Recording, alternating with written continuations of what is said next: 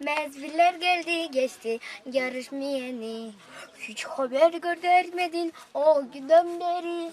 Yoksa bana küstün bu, unuttun bu beni.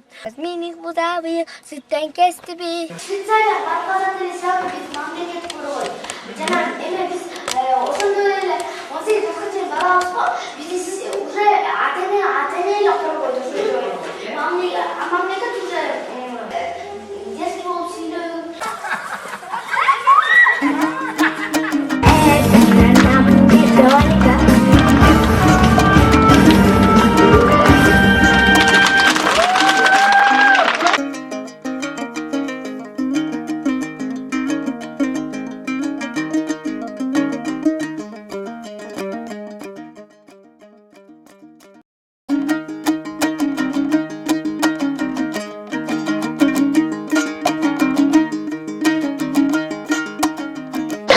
Кийин улантсак, бизде азыркы учурда бирге аракеттенген кыздар улуттук кыймылынын лидери Айзирек.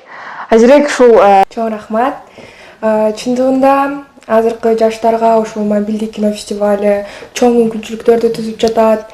Алар уюлдук телефон аркылуу эле ушул актуалдуу маселелерди, көйгөйлөрдү чагылдырып, өз үнүн, өз ой пикирлерин коомго жеткирип жатат.